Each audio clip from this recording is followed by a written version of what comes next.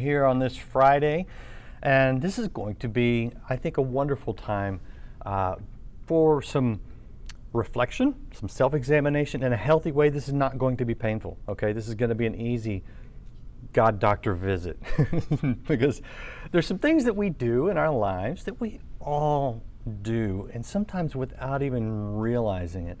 And so just pointing to it can free us from these traps. And who wants to be trapped in some of these things? Well, the big trap we're talking about today is comparison. And I have a popular speaker and author with me, and this is her latest book. It's called Comparison Girl. Perhaps you read Shannon Popkin's book, Control Girl. And I just got to say, first of all, to all you guys out there, what she's talking about is not limited to women by any means. I read through this and I'm like, oh yeah, I've done that. And yeah, I still struggle with that one, you know? And so this is actually, I think this is going to encourage you a lot, because we're gonna sort of unpack some things, and we're gonna, in a way, say, hey, don't hit that pothole, don't hit that pothole, and don't hit that pothole. That way you can have a smoother ride through life. So Shannon, how are you doing out there? It's great to have you. Hey, it's so good to be with you. I'm doing really well. Good. So let's jump into the Comparison Girl, and maybe we should actually back up just a touch and talk about Control Girl, because I see a little bit of a continuation here.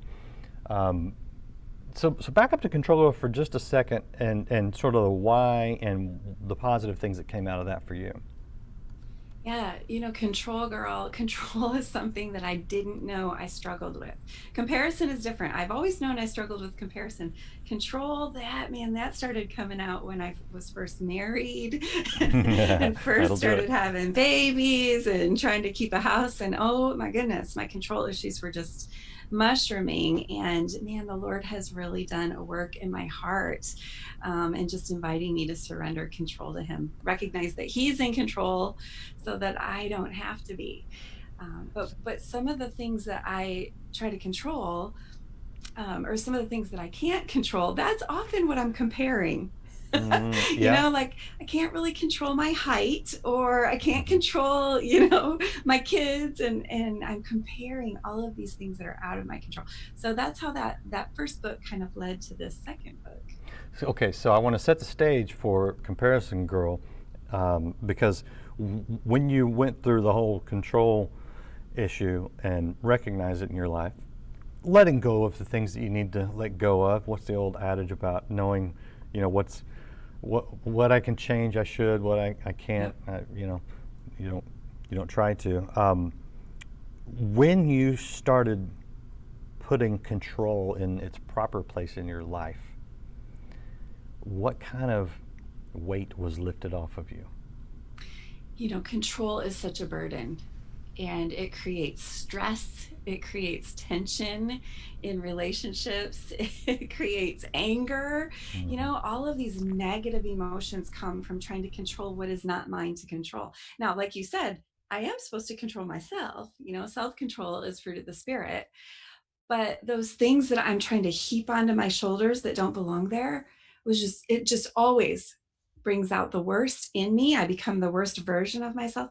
But then you're exactly right. When I would lay down, still today, if I lay down and surrender control to God, it's not just something I did one time in the past. It's like a continual daily process of laying down the thing that I would like to control. It's hard. I'm not going to say it's easy. It's not this like downhill, sunny path. It's sort of uphill and gritty, and it's a struggle, but it leads to the peace and the security and the joy that I'm looking for when I try to heap up the control on my shoulders. So it's like laying it down actually brings the outcomes that I'm looking for. Yes, and that is exactly the point I want to make, and we're going to make when we talk about comparison, because when you free yourself from the traps of comparison, it is liberating, and it enables you to appreciate others and appreciate what you have. So let's jump into this. Comparison Girl, available now. Maybe what spurned this whole journey for you? Like I said, comparison. Let me say control is something I didn't know that I struggled with, but the response to it, surrender, was something I always kind of knew was right. Mm-hmm. And I always kind of wanted. Comparison is something I've always known I've struggled with, but the correct response of getting my eyes off of myself and onto other people and onto the Lord, well, that is far more difficult than it's like it does bring about the things that I'm hoping for, but it's a difficult process. And so I think I've known comparison was a problem since I was like 4 years old. I can remember a time when I was in church and I'm holding this little hymn book and I'm singing, and I feel like I'm so proud of myself, and there's this lady who leans down and she flips this my hymn book upside down. And I was so mad. Like, I felt like she had just revealed to the entire church that I was illiterate, and I was frustrated. I was mad, and so I whipped it back the other way, like held it up like, this is the way I hold my hymn book, thank you very much. But like, what is it about a 4-year-old that wants everybody to think she's perfect? Mm. What is it that drives me to always be measuring myself in the eyes of other people? And it's the same thing at 4 years old that drives me at age 49, to always be measuring, and I don't want anyone to see me as anything less than perfect. And oh my goodness, the exhaustion of trying to live that way. No doubt. I'm curious because, I mean, you do write, you speak largely to women, and we're going to talk about things that absolutely apply to men. But there are certain areas I think that women compare that men don't necessarily. Generally, I mean, these are generalizations. What do you think there's a sensitivity in women that is obviously a very positive thing when used rightly that flows to the negative in the Mm-hmm. comparisons? Well, our culture shapes what's so important to us, which is our beauty. Yeah. And it's so important in our culture to be beautiful, and so there's so much pressure that we put on ourselves. And I don't think men struggle quite as much. I mean, some men do struggle with their appearances and feeling less than, but women, I think in particular, our appearance and our relationships. We were created by God to be relational, and God made Eve out of Adam and designed her to be the bearer of life. And we even have an angle in our arm that's better for carrying a baby. So we are particularly relational. And so I think that in our relationships, we tend to compare, maybe more than men. Men are really focused on their work, just like when we think about how God designed Adam, very focused on how my work compares to another man's work, and or a man's work compares to another Sure. man's work, and success in the workforce. I think men tend to place maybe more emphasis, but that Yeah. that may be changing. Yeah. No. Well, no. I mean, I don't know. Men being competitive. I don't know. I've never heard of that thing. you Yes. you go through several different areas, and we'll hit on a couple of those. But I'm curious, which of those, uh, once you identified this area of comparison in your life and dealt with it properly and let God deal with it, which one of these was the biggest one to you? Well, wealth was a hard one for me, Hmm. comparing wealth. And because I don't think we talk about wealth enough. I think it's like that's the area, we don't talk about, what are you doing with your money? We don't talk Hmm. openly in relationships about those things. In a small group, we might talk about everything else but what we're doing with our money. And so I think for me to really delve into what God wants us to do with our wealth and how we measure ourselves against each other, what I Yeah. have versus what you have. Yeah. Randy, I go walking on this path in my neighborhood, and I was noticing that there's this house that had a swimming pool in the back.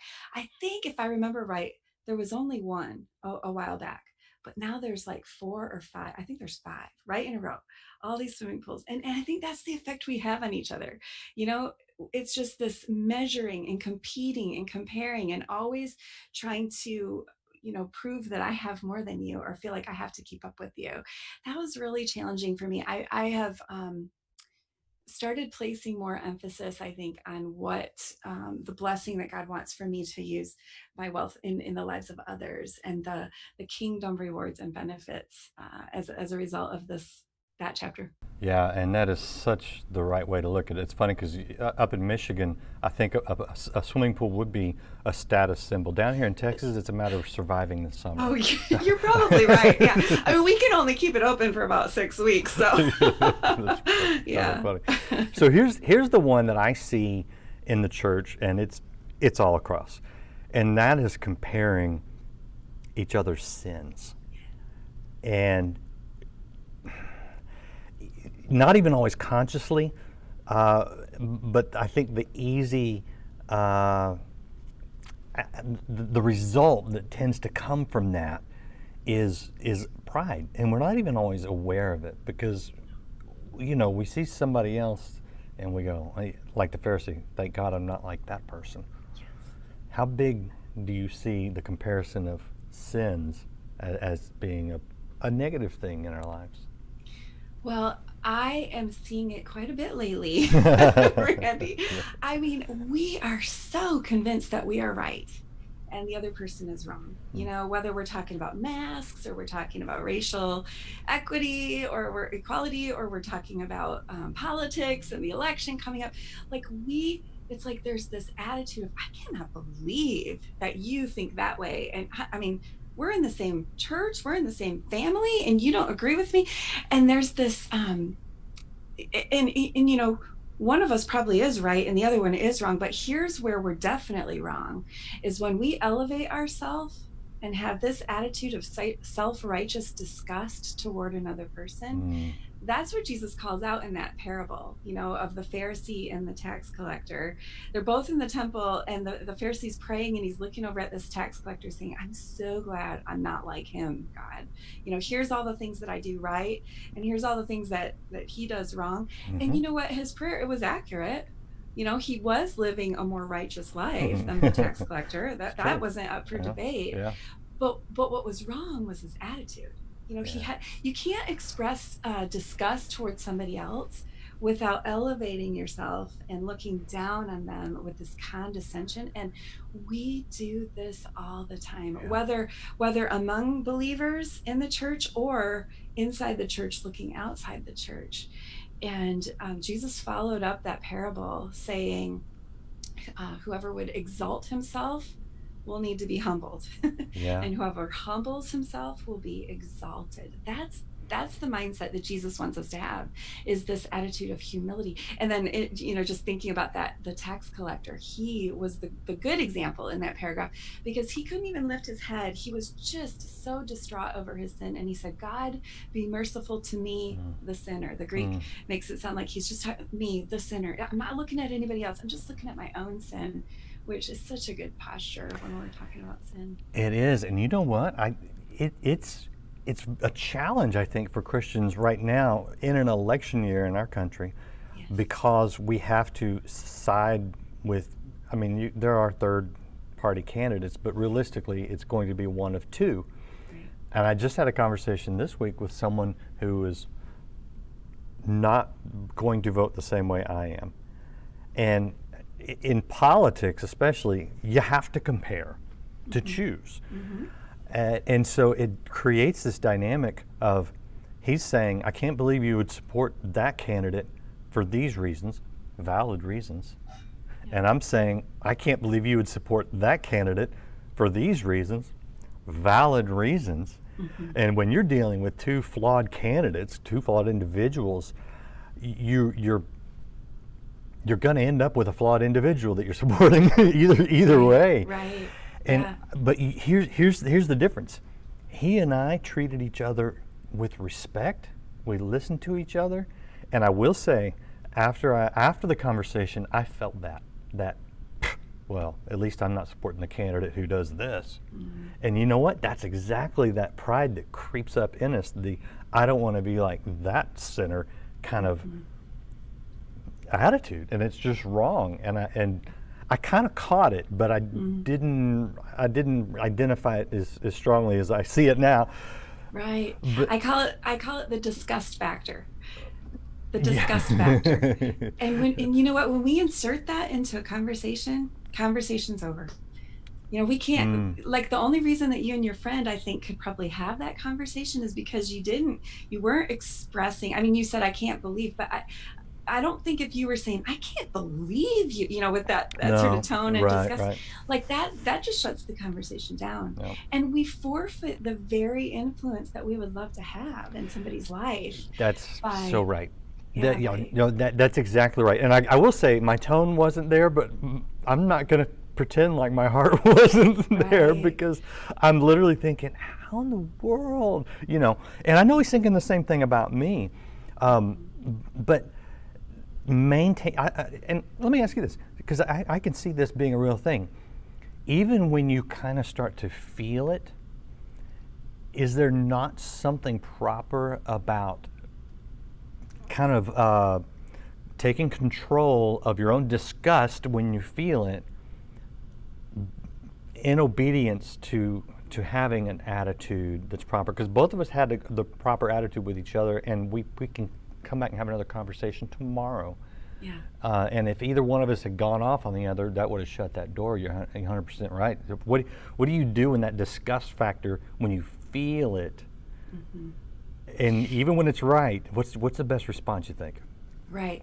Well, I think what we have to check ourselves for is pride, you know, because really the problem is when we're elevating ourselves in condescension towards someone else. That is PRIDE, pride. I is in the middle, pride. And, you know, our disgust doesn't want to stay at home alone. Our disgust wants to go and find other people and group up with those who think like we do and gather them all around so that we can, like, you know, spew our ideas. Like, I can't believe that guy over there. You know, if you let that disgust rise in you, like maybe you've had this conversation with your friend who disagrees and you just want to group up, like tell your wife or tell, you know, your neighbors, like, can you believe that guy? Can you believe the sign he just put in his yard? Can you believe, you know, whatever it is. Right. And we want to group up. And then I think it's sort of like every breath that we take, you know, to deliver our little diatribe, it's like we're blowing into this balloon that says pride, my pride. It's just getting bigger and bigger and bigger. And if there is something that we're warned against and commanded not to be as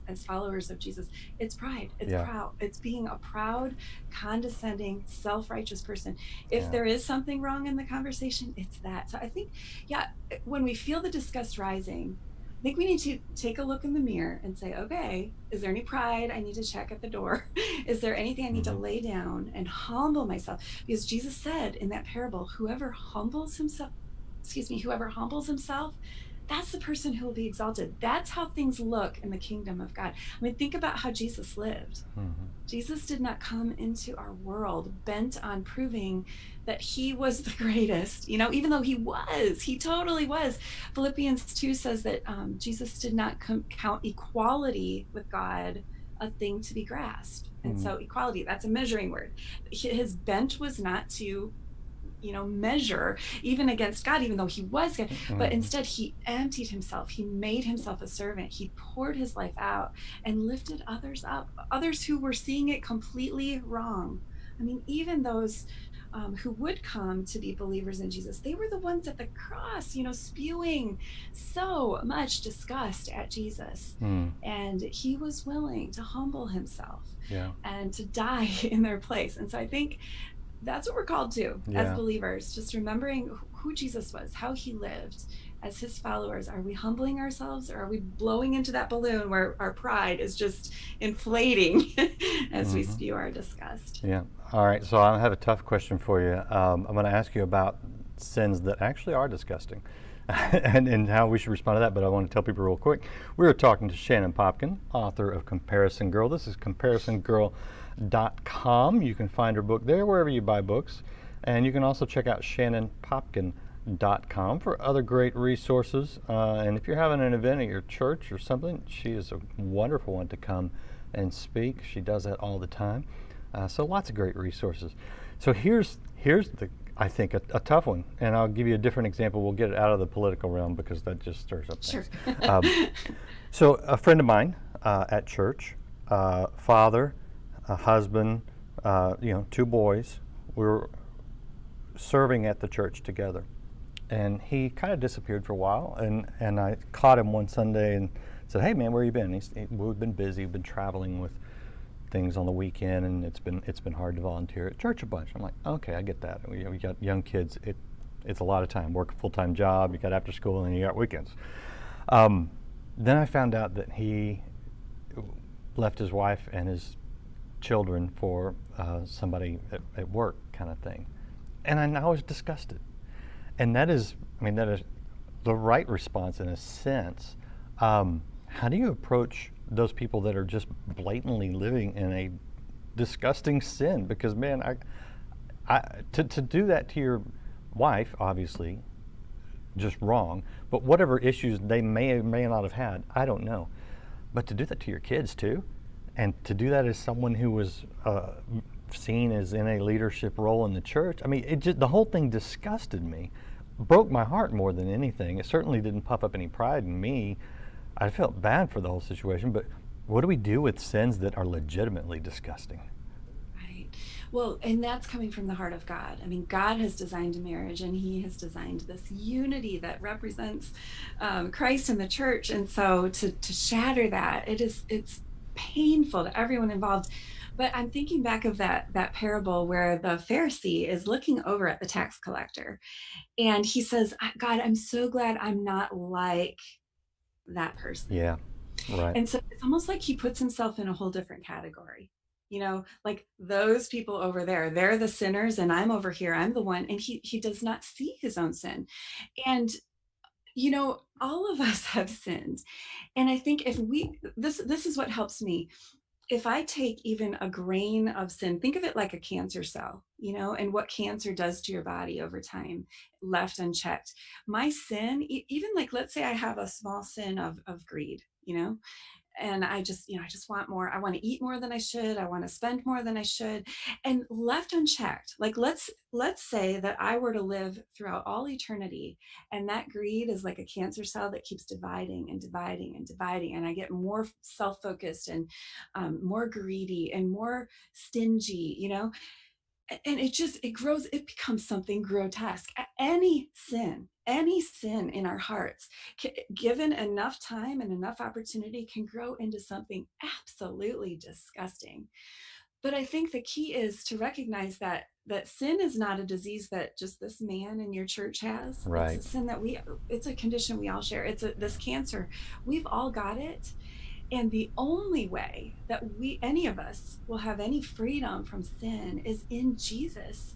And so I think when we look at somebody else's sin, in Comparison Girl, I told this story about a family where their son had fallen into drug addiction again and was kicked out of their Christian school. And this mom said, she felt like she had been expelled. She felt like everybody dropped their family like a hot potato. Like immediately she stopped getting texts. It's like their whole social. And she's like, I didn't do anything wrong, and I am hurting here. And I mean, yes, she absolutely agreed that her son should be expelled, but for them to all just be like, they're like untouchables. That's, we as the church have got to figure out a way to yes, recognize this is sin and it needs to be handled. There are ways that we need to respond correctly. When a man leaves his wife and his kids, we don't just shrug our shoulders at that, like that. And we as the church are called to judge sin. But the only reason that we would expel that man is because we hope for him to come back. Like our goal as the church is that we would want to purify, we want to create a pure community of believers. And so, but this woman with her son that I was talking about, I mean, she needed support, she needed her friends more than ever. And so for me, it's key to just humble myself and recognize I am not immune to any sin. In the moment that I think I am, I'm the most vulnerable. And so recognizing that sin is a disease that we all have, the only relief from our sin is in Jesus by his work on the cross. And so finding appropriate ways to respond to each other's sin and invite each other back into fellowship has got to be our mode of operation in the church. Yeah, yeah, you're right, and that what actually was my response. And it's interesting. One of the leaders of our church after that just looked at us and said, us men, guys, check your hearts. Are you putting your wife in the right place? Are you treating her in the way you should? Do you see the gift that God has given you and your family? Are you taking responsibility for what He's given you? And so I thought that was a good response. And a lot of us did reach out to him to try to, maintain some kind of relationship. Of course, he pretty much cut us all off. Well, yeah, and there's they a tend to do. difference. There's a difference between if he's left his wife and wants to continue in his Yeah. sin, Yeah. and if he's left his wife and he is deeply repentant and Right. wants to return. Like, those are two different scenarios, and our response should correlate. Yeah, 100%. So there's a concept you talk about that I think I want to hit before we're out of here, because I think it's really important. You talk about going from measuring up to pouring out. Yeah. Explain what you mean by those and why they produce such drastically different fruit in our lives. Right. So I've got this little measuring cup metaphor that I use sometimes. Nice. And, our enemy always wants us focused on ourselves. This me focus, it's the world we live in. Like, always asking ourselves, how do I measure up? How do I compare? Do I have enough in my measuring cup to prove myself? And our focus is always on the lines. Me focus is always on the lines, and our enemy, he wants us to take our cup and put it next to somebody else's and always be measuring, because this just leads to bondage. If we're focused on how do I measure up, it either leads to like this, oh, I don't like the way I look, and worthlessness and shame and all the things that come from feeling less than, or it leads to this drive, perfectionism. I mean, I'm thinking about men who just destroy their bodies, their health, their relationships, because they're driven to climb the ladder at work, or women who destroy their health trying to produce some sort of image, some sort of body image. This focus on the line, it is destructive. And Jesus sees us in this. He responded to all sorts of people who were focused on the lines. And consistently, Jesus always puts our attention on the way heaven looks at things. And heaven is all about emptying ourselves, focusing on the spout, focusing on what do I have in my cup that's meant for somebody else? How can I use what I've been given, my gifts, my aptitudes, my resources? How can I use this to serve you? And so the beauty of that metaphor is if we tip the cup, the lines suddenly are not relevant. They don't matter anymore. We can't be both measuring and pouring. So if you are somebody, if one of our listeners is just saying like, oh, I am so steeped in comparison, it's driving me, it's driving my perfectionism, or it's driving my sense of worthlessness. If you want to be free of the lines, well, focus on the spout, focus on pouring yourself out. Who can I serve here? What have I been given to share with the world, share with the church? Oh, that's good. That's good. We go from what have I got to what have I given. That is a huge, huge paradigm shift. And yeah, that's liberating. It's liberating, yeah. So much freedom. And it's Jesus's way. Jesus came as the example. Like I said in Philippians 2, it says that he emptied himself. He focused on the spout. He completely took his measuring cup, which was he was the most supremely valuable being in the universe, and in the most shocking form of humility, he just completely emptied himself out on the cross. He humbled himself with extreme humility, and he's the one that we follow.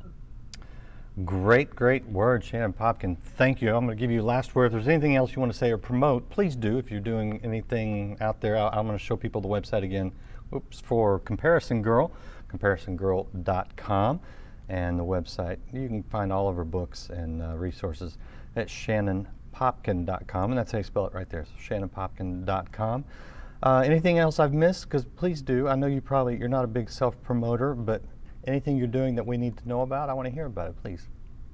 Well, I would just love to invite our listeners to visit comparisongirl.com. We've got lots of free resources for you to download there, some prayer cards and some beautiful hand lettered verses for you to take and consider talking with a group. If you're a woman, gather another group of women to talk about Comparison Girl. It's a great opportunity to think through, what does Jesus say about comparison? The book is actually a study of the statements of Jesus that are attached to these stories and conversations he had with this upside down way of comparing. Instead of living me first, living me free. That's what Jesus leads us to. That's good. And I think that would be a very healthy conversation for people to have, men and women. But if you need a good guidebook, comparisongirl.com, there's your resources. There's no prize for gathering the largest group of women because we're not comparing. So, Shannon, thank you so much. Appreciate your message and you pouring yourself out for the rest of us and everything that you do. Oh, it's my pleasure. Thanks so much for the conversation. Yep, and thank you guys for watching. Join us right here next week on Life Today Live. More great interviews. Share this if you haven't already shared it. And if you haven't subscribed or followed, depending on where you're watching, click on that now and we will see you next time right here on Life Today Live.